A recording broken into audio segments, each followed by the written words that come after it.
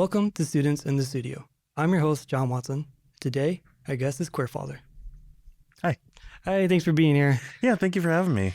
So let's start with what you'll be playing today. What instrument was that going to be? Yeah, so it'll be me and my lovely little friend, my Magnus chord organ. Awesome. It's old and loud and out of tune, and I love it. It's like the perfect instrument then. Exactly. So how long have you been playing the organ, or keys in general, actually? I've been playing like keyboard instruments in general off and on for like, I don't know, 6 years or something like that. Okay. But I got my organ. I've been wanting one for a while. I saw it, I think on YouTube or something like that. And I was like, I need to have one of those. I need to have one of those. And I kept hearing people being like, oh, I just found mine at like a yard sale or a thrift store, whatever. Yeah. And I kept looking at all those places, could never find one. And then an old classmate of mine had one that he was giving away for free. And I was like, I'll take it. Give it to me. Give it to me.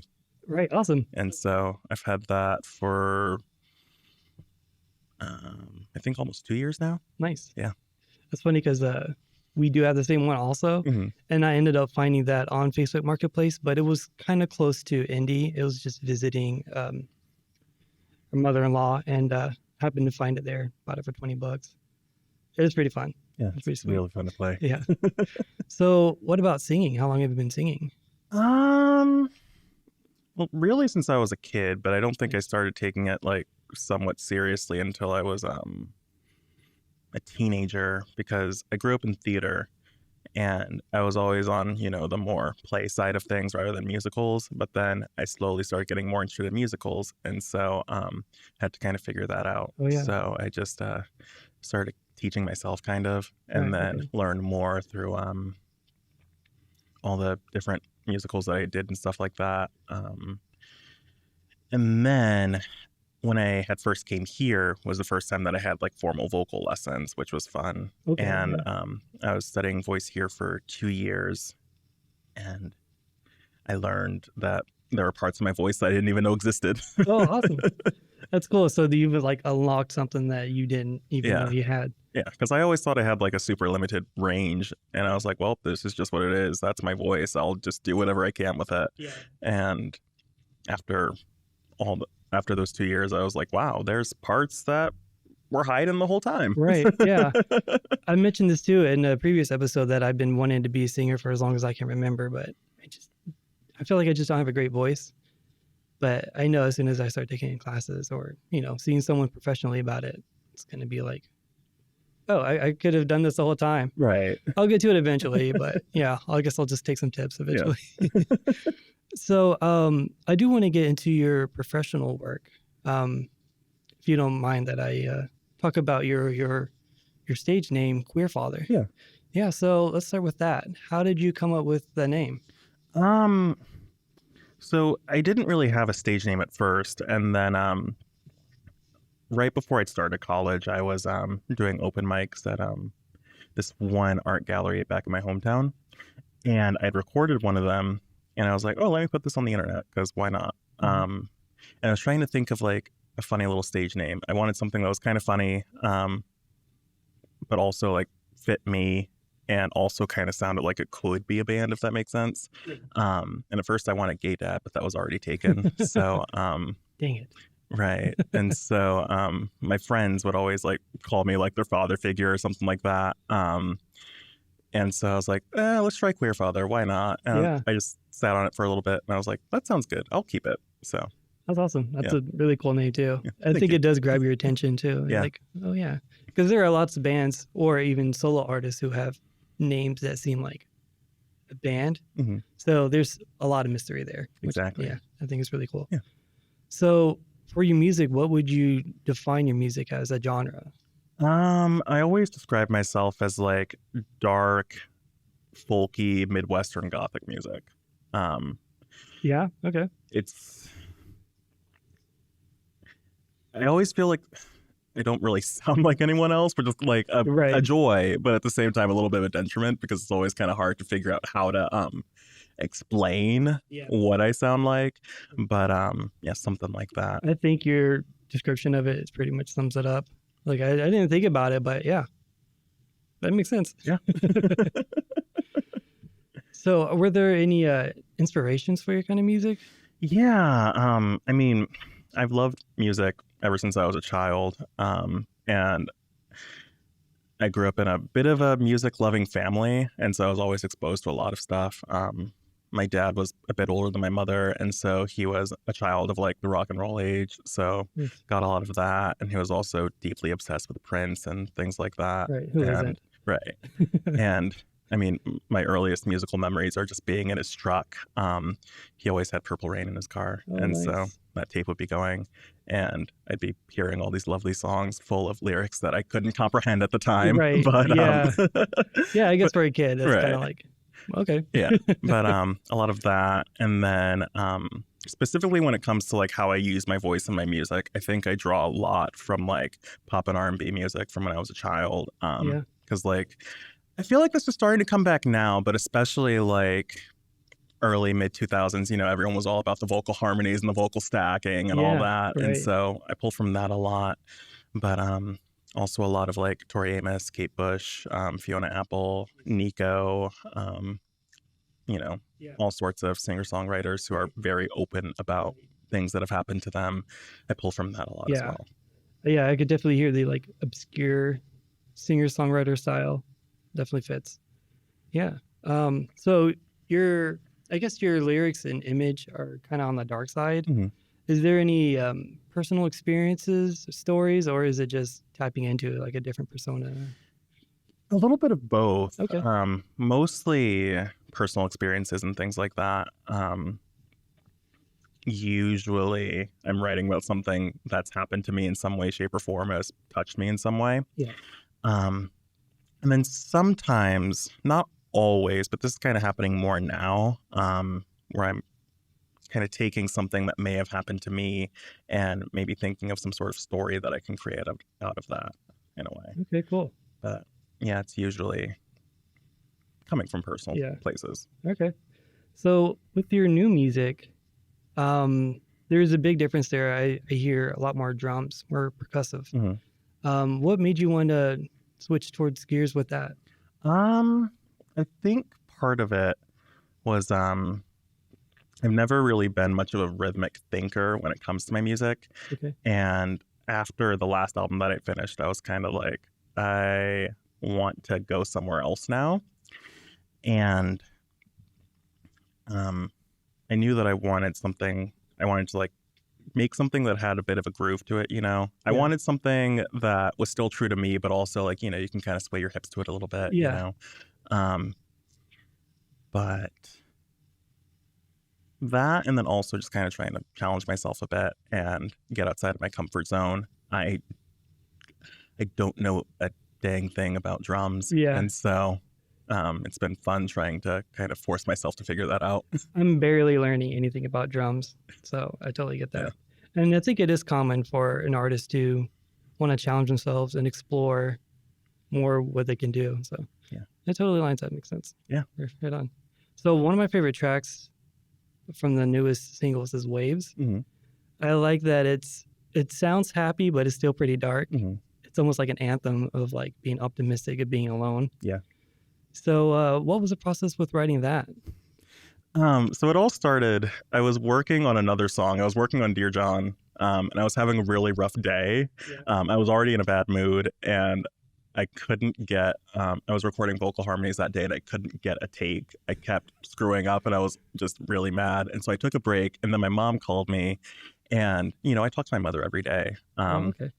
And our conversations are usually good, but on this day I was already in a mood. And so she had did like, you know, that classic parent thing of like, oh, when are you going to find a partner? When are you going to settle down? When are you going to do this? When are you going to do that? Yeah. And it pissed me off enough to write the song. And so after I got off the phone with her, and before that, I also saw this thing on Twitter. Have you ever seen that one quote of Whoopi Goldberg where she's being asked about marriage and she's like, I don't want someone in my house or something like that?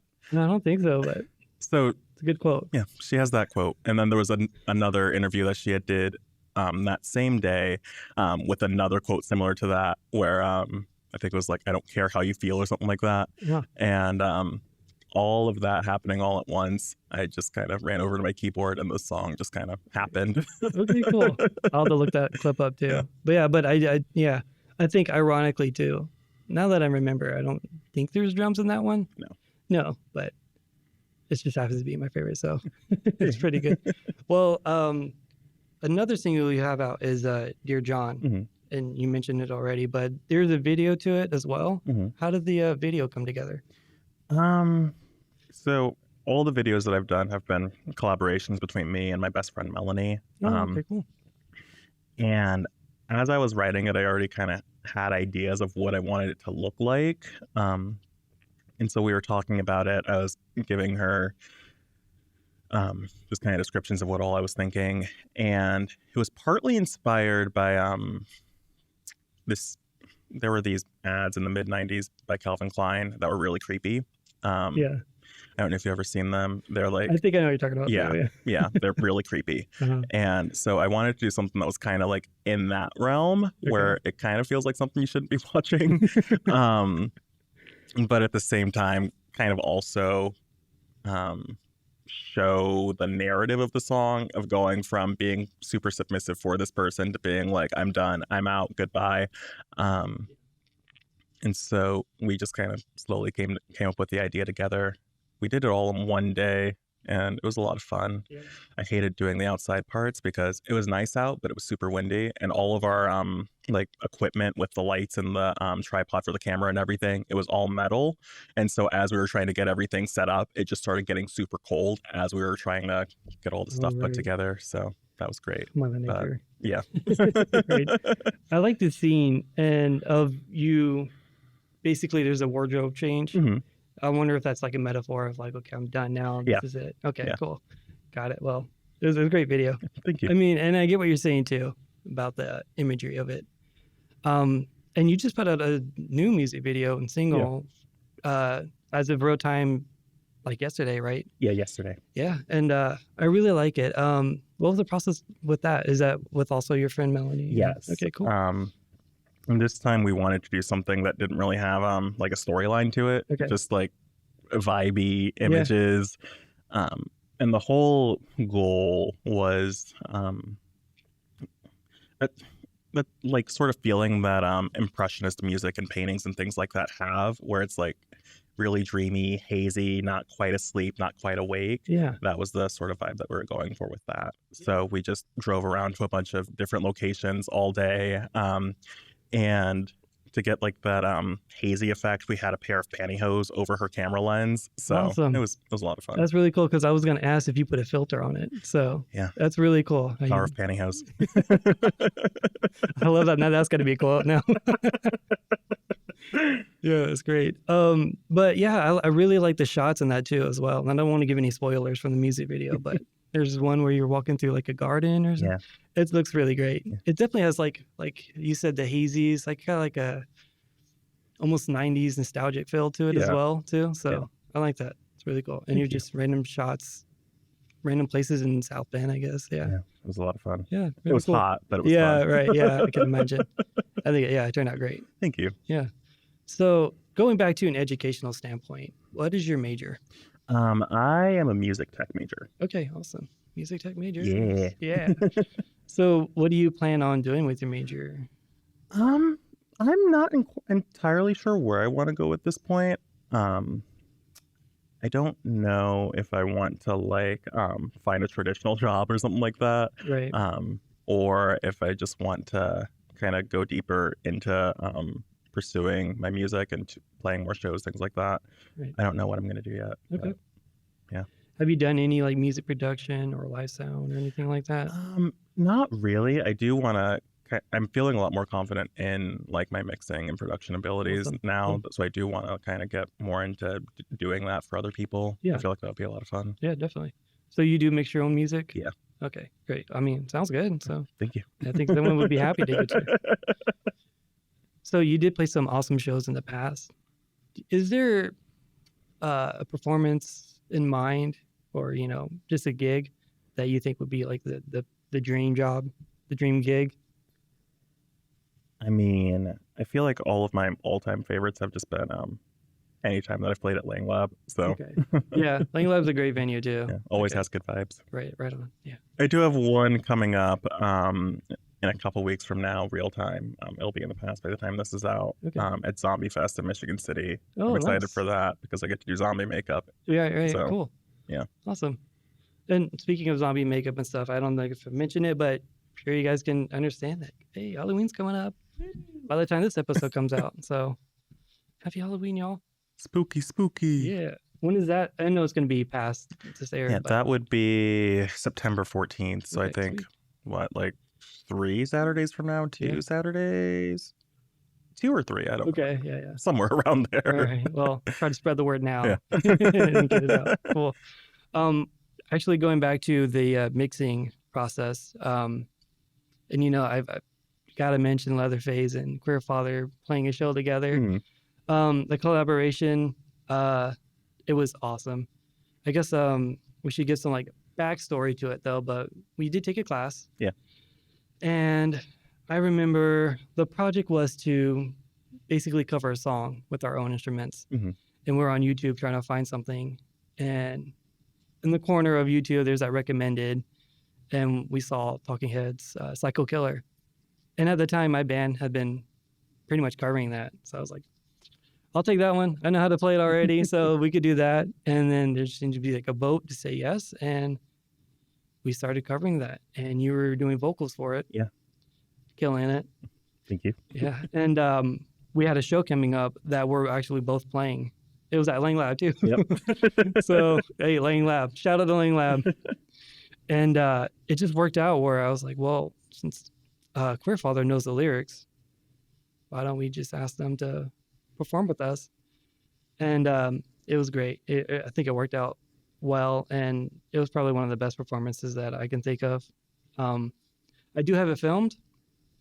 I got my phone like in some weird angle, just trying to get something, but it's great. You could definitely see the chaotic moment at the end where it builds up. It was a lot of fun. Yeah, that was so much fun. Yeah. I think that's like one of my favorite moments ever. Oh yeah, awesome. That's so great. Yeah, I think the audience were really into Mhm. it. It was just very energetic. Yeah, just us running around. Yeah. It was very different for me because I was like, okay, I'm standing up here. What do I do with my hands? Yeah. But it was fun. It was a lot of fun. It was great. Like just doing random stuff. Everyone was there. But yeah, and I think at one point it was just Jared and Brooke. They just kind of gave their guitars to random people in the audience. So I think it was just me and Noah playing, or no, Joey. Joey was a drummer back then. So, yeah, it was just us playing and just, yeah, I think it was great. It was fun. Yeah, it was a good time. Yeah, for sure. So to wrap it up, are there any like advice you would want to give to anyone trying to like get shows and get their voice heard? Yeah. And I feel like this can just be applied to any sort of creative outlet in general. Yeah, sure. Know who you are, know what you bring, and have like delusional belief in yourself. Like know that, like, of course no one's like the best at anything, but like, believe that you're the best, know, and carry yourself like that. Yeah. And if you sound confident in what all that you can bring, you'll make others confident that you can bring something. That's awesome. That's really good. I know it's hard because I mean, like, I'm an introvert and confidence is something I struggle with, but I think there's good moments where I feel pretty good. Yeah. I think people can read that. Yeah. Hopefully I feel that or look that way on this too. But yeah, I think that really does go a long way. Yeah. For sure. Because it's like, as long as you just know who you are, you can carry yourself in such a way. Yeah. People will be like, oh, they've got something there. Like, Right, what yeah. can we do with that? Yeah, for sure. Yeah. And that could also just inspire others as Yeah. well. Yeah. Right on. Cool. Well, thank you for being here. Yeah, of course. You know what? I'm saying it now. Leatherface and Queer Father, we really got to collaborate. We have to. Yeah, put something together for sure. Well, on that note, is there any last words or performances you'd like to promote? I don't have any coming up currently. My third album is out now, so you should listen to it, buy it, give me money. For sure. Yeah. That's called Why Would You Inch Your Way Back Into Me? And it's on all the places. So Awesome. Yeah. Yeah. Looking forward to hearing the rest of it. Yeah. Yeah. And I will buy it. Thank Promise. All right. Well, now to end the episode, performance from Queerfather.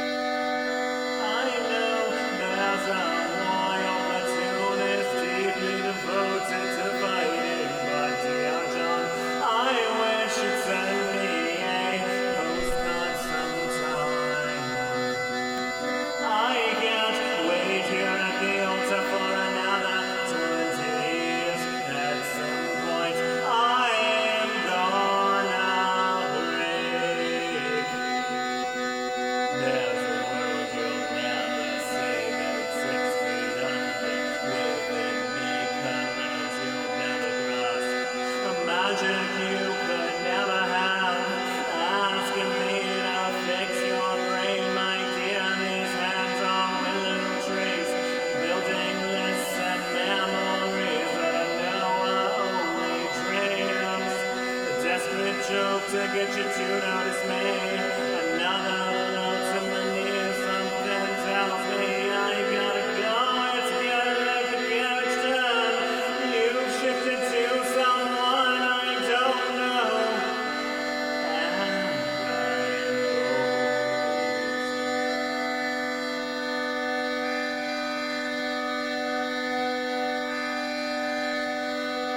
I know there's a loyal platoon is deeply devoted to fighting, but dear John, you should have sent me a postcard once. I won't wait here at the altar for another 20 years. At some point, no, I won't break myself for you. No, I won't. I won't break myself for you. I won't break myself for you.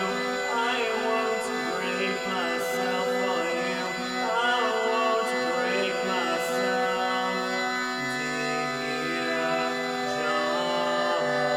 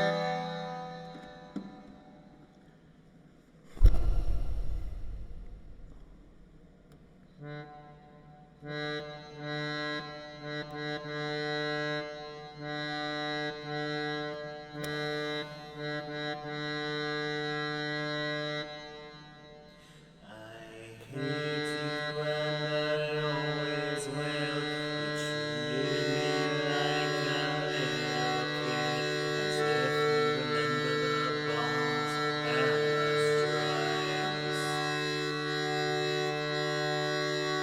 You never really cared for me. I cared for you too much. Scrolling for hours to find you a therapist, 'cause I thought that was the fix. All you needed was to not have me. You said, what are you mad for? And when you owned up to it, there's no way to hide when I'm watching through the window. Through the window. You live in my head. I think about the time when we danced in my kitchen, when you weren't you.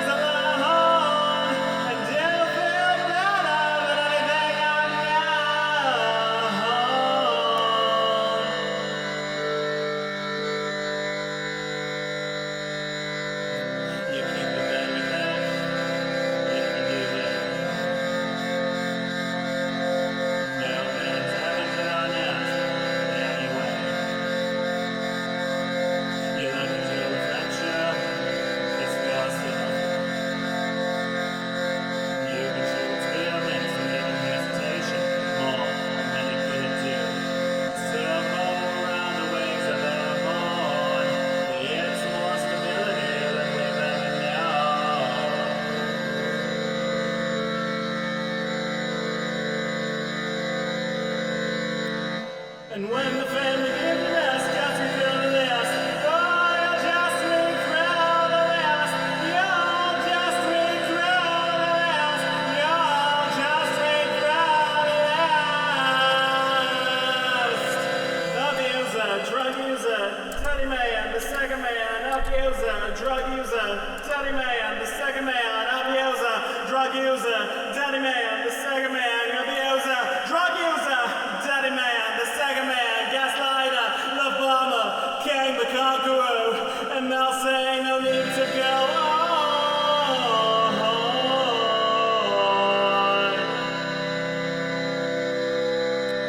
Circle around the ways of the horn.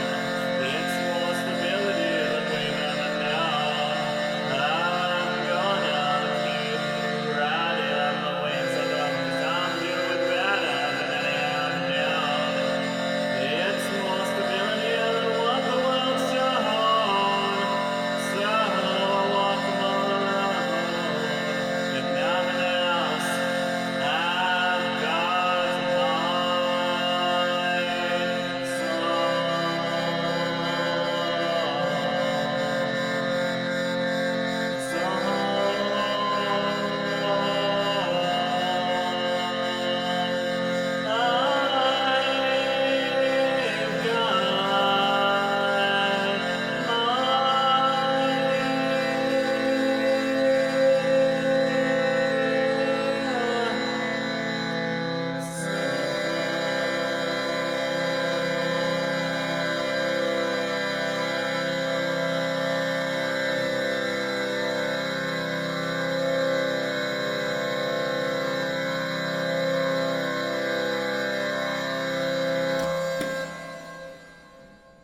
And there you have it. This has been Students in the Studio. If you'd like to be a guest, please send an email at newanalogstudio@gmail.com or just message me, your classmate, John Watson. Our theme music was written by Dylan Baja. For future performances, check out our info on Facebook or Instagram. Thank you for watching and listening.